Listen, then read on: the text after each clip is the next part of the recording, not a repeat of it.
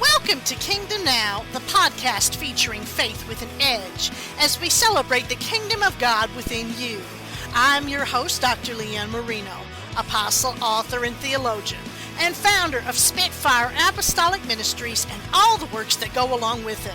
I'm excited to share this program with you as we explore the ins and outs of counterculture Christianity present as you live out the kingdom of God in your everyday life. Want to learn more? Visit my website at kingdompowernow.org. And now, our program, which features a variety of formats here just for you. Interviews, teaching and preaching proclaimed everywhere from my North Carolina studio to Sanctuary and beyond. And powerful insights here for now as we turn the world upside down everywhere we go.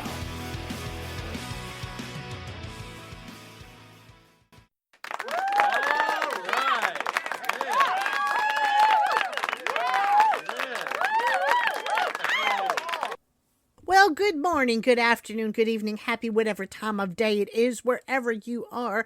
And to our listeners in Japan, we say konnichiwa. We hope that whatever time of day when you are listening that you are having a good one. And I welcome you to this edition of the Kingdom Now podcast. And I'm your host, Apostle Dr. Leanne Marino, here as the Spitfire, serving as the voice of counterculture Christianity, where we feature the theme of faith with an edge. And if you'd like to learn more about counterculture Christianity, feel free to visit my website at kingdompowernow.org. One of the biggest requests I get topic-wise for this podcast is for church history. And if there's one thing I've noticed throughout the years, it's that most Christians don't have a very good understanding of church history. Now, there are a few reasons why I think that this is. Probably the major one is that they either haven't studied it, and that would be probably because their church is not what we would classify as historical. It's most likely something that's existed for less than 100 years. And when church history is likely something that's discussed, if at all, it's usually within a very limited context. So it might be within the context of the founding of that specific church rather than the entire church. Or if somebody has studied church history, it's often presented through a lens that's so biased. It's literally about, hey, this is the church in the beginning. It was us, even though it doesn't seem like it. Then everything somewhere in there went to hell, and now here we are again. But the narrations that we have of church history matter. And part of why I think we miss the mark so much when it comes to our own understanding of church history is due to narration. Because we don't really understand how church history applies to us today. But a history by which not only shows what happens when church gets political, not to mention how a persecuted group comes to in many ways forget its origins and run the world, has a great relevance to us in modern times, and for that reason we need to do a relook at church history. This is the first of a two-part episode I'm doing on early church history, which will look at church history from around the 1st century to about 700 AD. And I give that expanse because church history tends to overlap a bit in terms of events because there wasn't just one thing going on. It wasn't like there was this chronological timeline that we can definitively go by, that things happened in succession one after another. A lot of times, a lot of things were going on at once. And so the best thing we can kind of do is try to sort things out, one thing kind of at a time, and kind of talk about them topically rather than trying to discuss them from more complicated aspects of trying to do this happened, this happened, this happened, this happened, because they were all kind of going on at the same time. So let's start here. When you think about church history, what comes to your mind? Do you think about the book of Acts and imagine the early church much like your church exists today? Just with camels around and everybody wearing bed sheets? Do you think that the early church was perfect with no conflicts, everyone agreeing and everyone and everything kind of getting along, walking around singing the hallelujah chorus all day while, clouds descended from the sky? Well, before we discuss another thing, I want you to take any idea you've ever had about the early church and totally erase it from your mind. Pretend that you never had it. If we want to understand the early church, we have to start understanding it through its own lens, through its own narration, rather than trying to insert ourselves into it from the 21st century. Because the early church was not the 21st century, it was not in America or in most of the countries that listen to this podcast. And if we are trying to insert that kind of understanding into things, we are going to always fall short. The early church didn't look like us, and it didn't look like we think it did. The early church looked like the early church. And much like all things that are new, it had a certain sense of newness and optimism with it. But it also had the struggles of a movement, which is true to the nature of new movements. They had to sort out issues such as leadership and accuracy and facts of how the movement was going to grow, and contrary to popular belief, they did not have all these issues sorted out in advance. Church history is not this massive story where God just kind of sort of spoke in everybody's ear and told everybody what to do all the time. There were people involved, and I think we tend to overlook that fact. It's also false to assume that the early church was just the most perfected version of our immediate denominations. This is also false. It's also not how it worked. What the early church looked like were central groups of people who were gathered around the early apostles and received instruction from them. Or, as time went on and church got bigger, people who either received direct instruction from those apostles or who were somehow trained by people connected to them. One of the biggest mistakes we make is we read the book of Acts and we assume that was all that was going on in the early church. And while it is an account, it's definitely not the only account out there. The church didn't look like only one thing. It looked like multiple things. And sometimes those things weren't quite as orthodox as we might assume them to be. We kind of wrap up right teaching in modern times and take advantage of that concept, thinking that everything kind of fit into a nice, neat, perfect package. There were groups of believers that were more Jewish, such as those who followed the Apostle Matthew. There were those that were both Gentile and Jewish audiences, such as the Pauline and Petrine groups. And then there were those that were more mystical, such as the Johannine school. And no matter what you might think of early church apocryphal writings, such as the Gospel of Thomas or the Odes of Solomon or the Christian Sibyllines or some of the apocryphal Acts, such as the Acts of Andrew, they give us a lot of insight into the world of the early church. They do reveal the evolution of doctrine, of understanding, and it helps to fill in a lot of gaps that we don't get just from reading the New Testament. So, if you want a picture of the world of the earliest days of the church, often of writings that are older than even some found in the New Testament, I tell people you definitely need to start there with the Apocrypha. Because the early church was a movement, and it took several centuries for the church to start sorting itself out. And that sorting as a process was not a simple thing, and everything was not always right all the time, or understood all the time, or clarified all the time. I've said that sometimes the mainline church was the true church.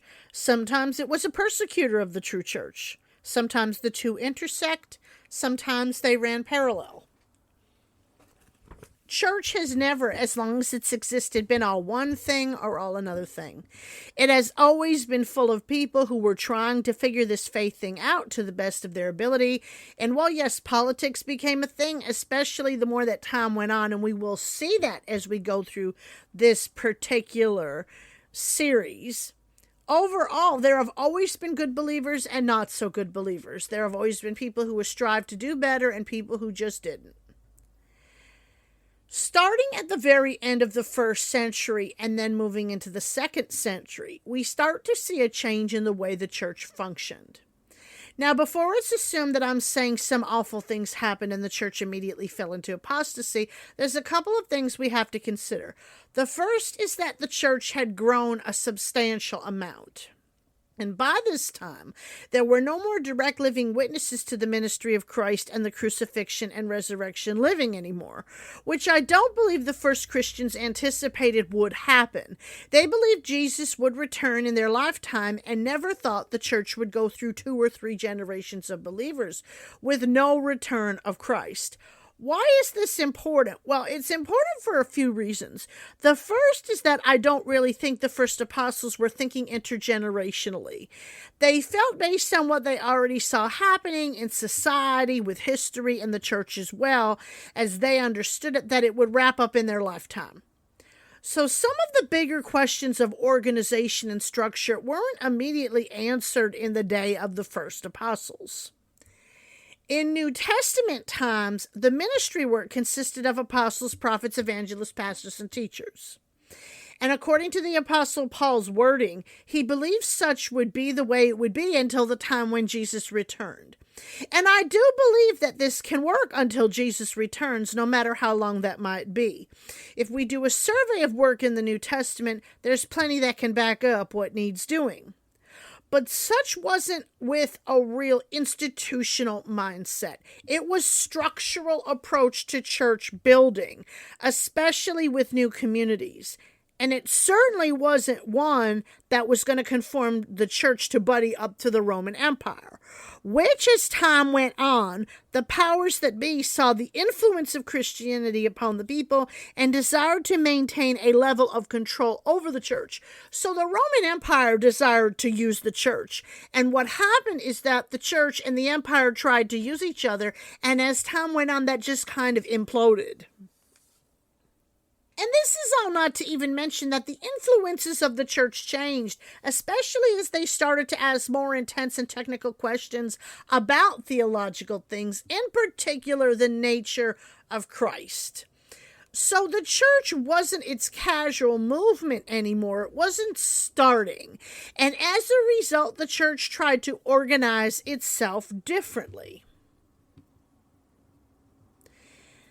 And what we see the rise of in response to that are a few different things. Now, the first thing to keep in mind is that there were basically groups that tried to revive that initial feeling or that kind of initial enthusiasm, if you will, that existed in the early church, even within the early church. So the very beginning, people tried to replicate even after things started to change. But the rise of what the changes started to become and the direction that they went in is probably best seen through a group of men who are known as the early church fathers. And you can read them online. Their works are pretty much everywhere. You can get books, copies of their books. I would encourage you, if you are going to do that, to check your sources, because sometimes those documents are edited and they leave out things that would generate more criticism. So kind of monitor where you're getting that from. If you're interested in the book I'm going to recommend at the end, which is a book that I actually did write the outlines for and did include text from, does have writings of the early church fathers in it. And so you can get that, and I will tell you more about that at the end. The early church fathers, though, represent a wide variety of ideas and concepts about different matters. They were a group of men, and it's really kind of important to say there were no women involved in this particular group, who were influential individuals in the early centuries of Christianity in establishment of thought and theological doctrine. There were a number of them over the years, writing from around the 2nd century to about the 8th century. There are a few notable names. Many more aren't as notable, but Irenaeus, Origen, Augustine, or Augustine, depending on how you're pronouncing it. I've heard it both ways. Ambrose, Basil, and John Chrysostom are probably names you've heard of if you are familiar at all with church history. And the church fathers wrote in Greek, Latin, and in Syriac. Many of them we don't know a whole lot about. We don't know where they came from. Several of them, particularly in the beginning, weren't clergy. Some don't have a lot of credentialing. They were just men who wrote different ideas, many of which were philosophical or theological in nature. And they became foundational to certain understandings of thought present at that time in history. So they were kind of the voices that made the most noise, for lack of a better way to put it, on different theological matters, and all of that kind of started to come together to form foundations of theology for the early church. It's important to say that not all of the early church fathers are regarded by every denomination. In fact, there really is not one specific set of criteria for what made the early church fathers. So some are more highly regarded than others. For example, some are more popular in Eastern Christianity or in Oriental Orthodoxy than they are in Western Christianity, and vice versa. And, the way that kind of goes all the way around. Basically, every group kind of has their favorites, or has their favorites for the formulation of whatever it was that they believe now. Many of them have also come into question over the past several years. Some even left to join the heresies or the groups that they wrote against. So it's a mixed bag. Some later writings are rejected in favor of earlier ones. Sometimes it's the reverse. And overall, especially in modern times, there's a lot of examination of the early church fathers with a critical lens, and justifiably so. I think that that's completely fair. When it came to things like heresies and their rebuttals, which we will talk about in the next episode, nobody foresaw the day when we would be able to read their writings or gain insights into those they criticized, let alone to have the education and skill to track what they wrote and determine how honest what they wrote was. So they didn't foresee down the line the total continuation, I guess, of information that we have now. And so they didn't write with that in mind. They were not writing or asking things or discussing things with the context that they would have to be accountable for it one day. They were just kind of sitting around and deciding what course they wanted the church to take and how they wanted things to look. And for that reason, I think we need to be critical. I think that we need to be interested in the different movements that posed revival, if you will, of the earliest believers, because they tended to be critical of them, unless for some reason they somehow got absorbed into the tradition, which some did. I think that we need to be paying closer attention sometimes to the groups that they denounced as heretics, just simply because basically it becomes the question, like Nietzsche posed, who are these men and who made them improvers? I mean, where did they come from and how did they become so front and center? They show us how the church transitioned from being a movement to an institution. And that's not particularly a beneficial thing. So what happened? Let's talk about basically some of the stuff that happened. So the first major move that you see among the early church fathers is that they moved from the basic Ephesians 4:11 ministry, where bishops, elders, and deacons assisted workers in the fivefold, to a threefold ministry of bishop, pastor, and elder. Now, the notable role that changed probably the most obviously was that of the bishop, because the bishop was the liaison for food distribution and for crisis assistance within the Roman Empire. So all matters that were governmental secularly ran through the bishops to the people. And this is probably the earliest sign of the two mixing, of the state and the church starting to mix. Thus, bishops didn't just have church authority. They also wielded a lot of secular influence and power, and this started to change the way the church was overall perceived.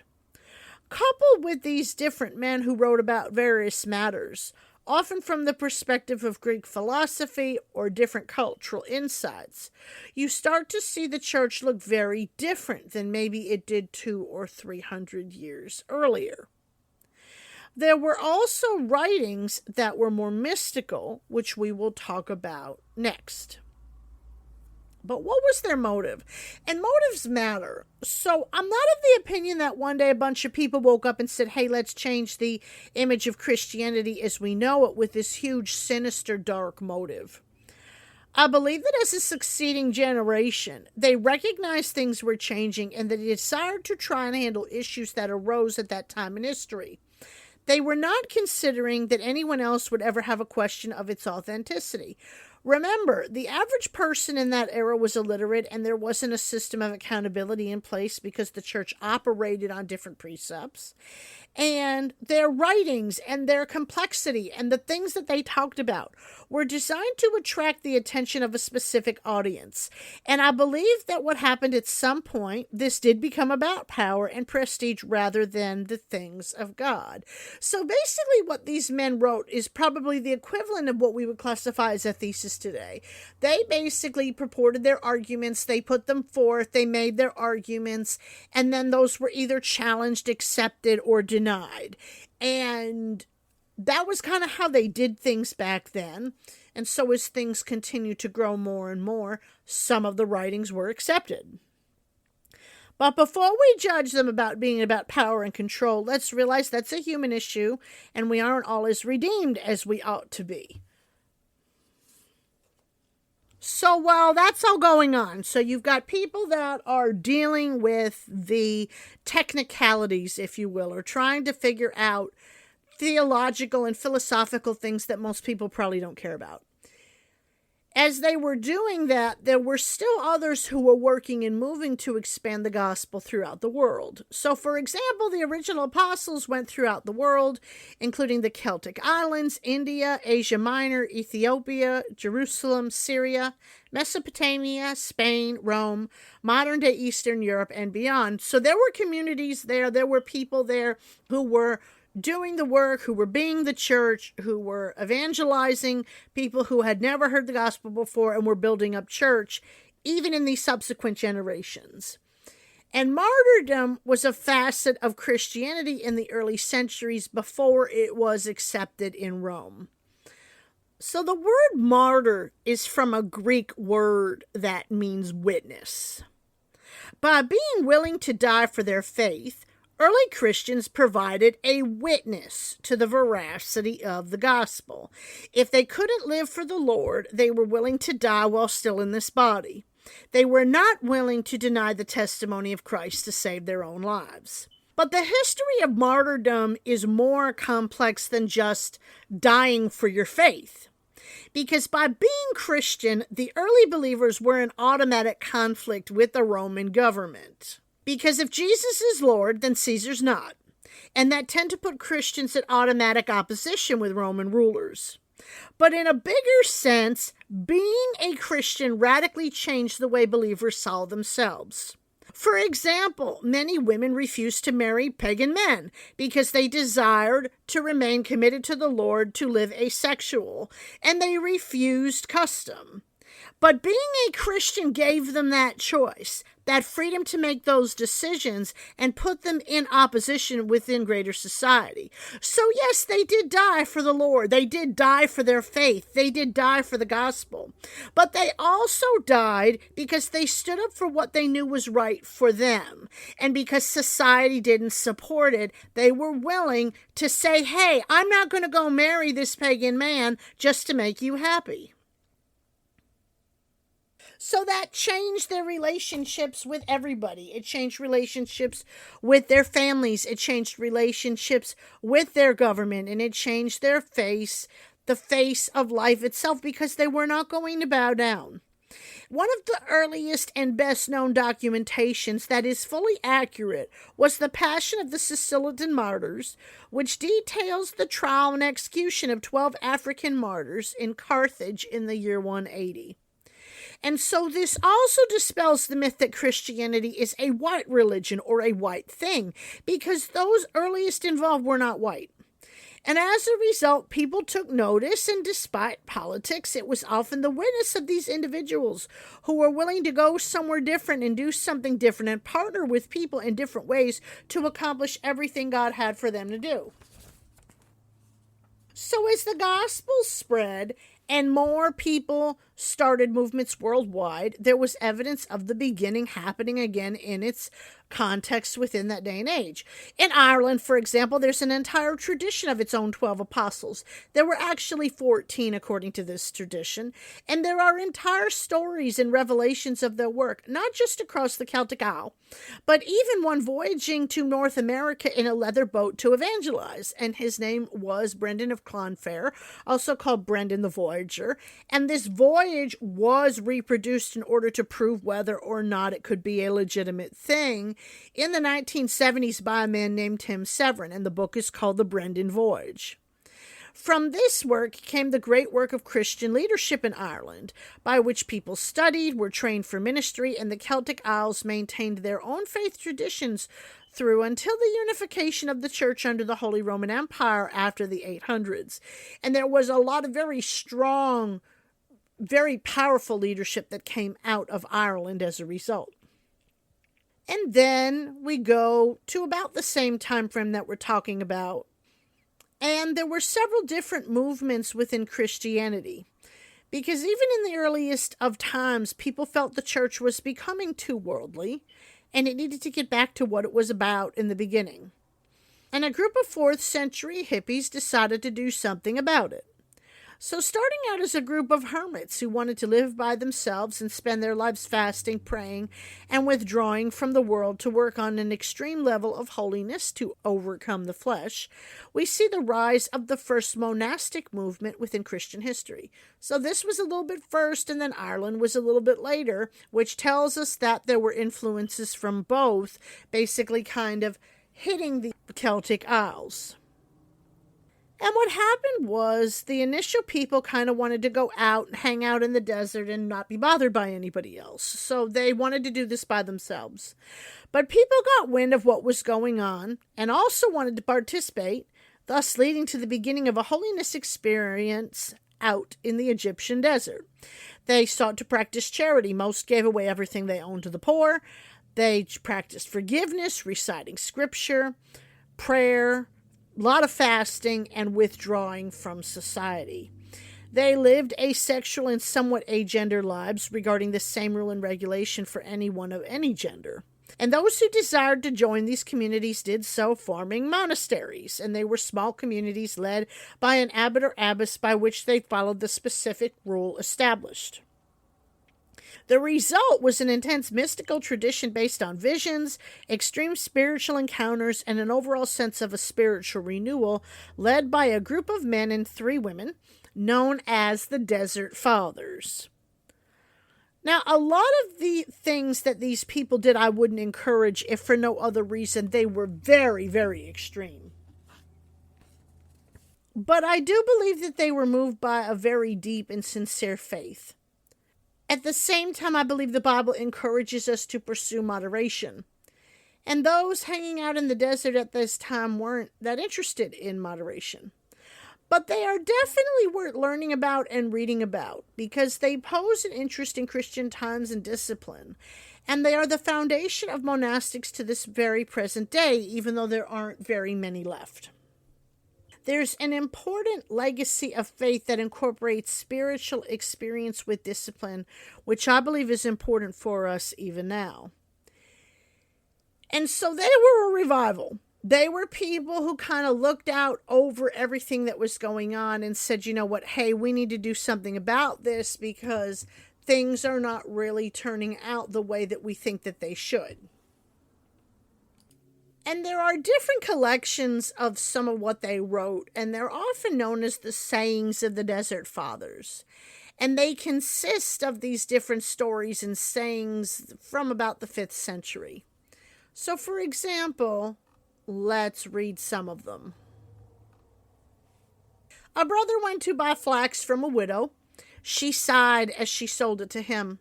"What's the matter with you?" the brother said to her. "God has sent you today to minister to your brothers, my orphans," the widow said to him. And that brother was distressed to hear this. Taking some flax out of his shoulder bag, he tossed it into the widow's lap. In this way, he gave her joy. An elder said, "Human thought removes all the spiritual fat from a man and leaves him dried out." A brother found a piece of wood by the wayside that had fallen off a camel, and he brought it to his cell. His Abba said to him, "Where did you bring that from?" "By the roadside," he replied. "If it was brought by the wind, I carry it inside," the elder told him. "If not, go and put it back in its place."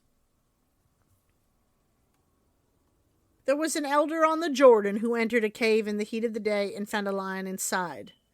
It began grinding its teeth and roaring, but the elder said to it, "Why get upset? This is a place with room for you and me. Get up and leave if you do not like it." Unable to tolerate this, the lion went out. An elder said, "Take no thought, keeping silent and secret meditation bring forth purity." The elders used to say, "If you see a young man ascending to heaven of his own free will, seize him by the foot and drag him down, for it is to his advantage." A monk was working on a day when a martyr was being commemorated. Another monk saw him and said, "Is it possible that you are working today?" He said to him, "On this day, the servant of God was tortured, bearing witness to his faith, and was beaten. Ought not I, too, make a little effort at work today?" So these writings, as you can see, kind of have what we would classify as an Eastern flair to them. They kind of remind me of koans, which are short statements that people meditate on in Zen Buddhism. So they're from a different kind of tradition. It reflects wisdom literature or that kind of nature of things like proverbs that we would hear from biblical times. They're thoughts that are supposed to make us think. They're supposed to make us move to action. They're supposed to bring us to a spiritual sense of contemplation.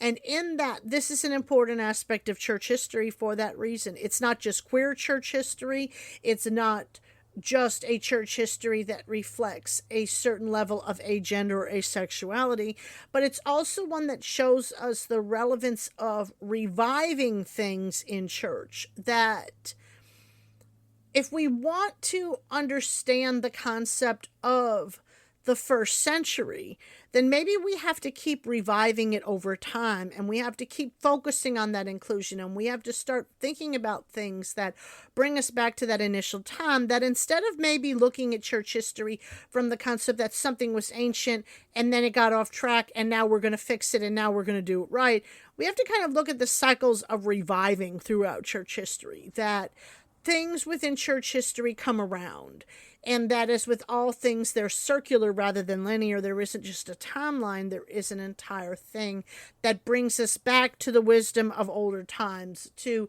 the thoughts of different eras, and most importantly, to the insight and spiritual movement that was seen in the beginning.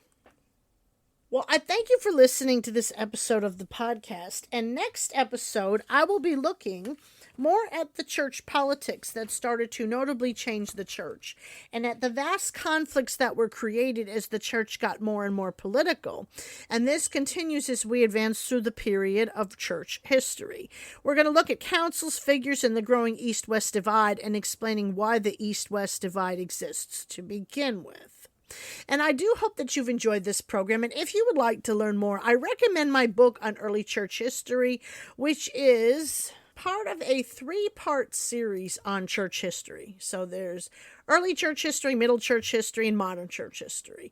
And that series is Readings and Outlines in Church History. So the one I'm mentioning today is Readings and Outlines in Church History, Volume 1, which is early church history, New Testament times through 700 AD. That's early church history, New Testament times through 700 AD. Look it up on Amazon.com or wherever books are sold. If you look for my name, Dr. Leanne B. Marino, all of my titles will come up. I think it's about 36 now. Go on there and look for something. There is something for everyone, and you will be blessed. I do believe that. Also, if you'd like to follow me on social media, I would love to hear from you. Let's have a conversation. Let's discuss what you're learning about on the podcast, maybe a topic you'd like to hear. Follow me at Kingdom Power Now. I am on Twitter, Facebook, Instagram, TikTok, and a bunch of other places. So just look me up at Kingdom Power Now, and I would love to hear from you. Let's start a conversation. Also, if you'd like to learn more about the world of counterculture Christianity, feel free to visit my website at kingdompowernow.org. That's kingdompowernow.org. If you'd like seminary, a practical, affordable seminary, one that you will use everything you learn in to do ministry today, including a complete church history course divided into 3 different parts, then check out Apostolic University Seminary at apostolicuniversity.org. That's apostolicuniversity.org. Also, if you're in the Charlotte, North Carolina area and you are interested in Found Family, because family means that nobody gets left behind, feel free to check out the work of Sanctuary International Fellowship Tabernacle, better known as Sanctuary, at welcomeinthisplace.org. That's welcomeinthisplace.org. And if there is something that is not found on there that you would like to know more about, feel free to reach out to any one of us who are listed on that site, and we will be more than happy to get back to you. And this is Apostle Dr. Leanne Marino leaving you with this thought in this first of 2-part series. We need to know about our history so we can know about where we've been, where we're at now, and where we're going. And that maybe somewhere in here we can find that these revivals back to the beginning are essential and needed in our day and age. Until next time, be blessed.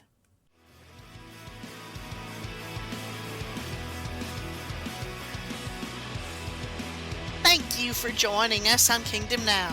I pray it proves to be a blessing in your life. To learn more about this work, ask a question, submit feedback or a topic suggestion, advertise on air, or donate to this work, visit my website, which contains essential information and links for other points of contact around the web at kingdompowernow.org.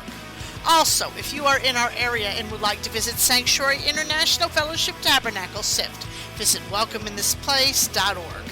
Until next time, this is Apostle Dr. Leanne Marino reminding you that the kingdom of God is within you, and that means the kingdom is now.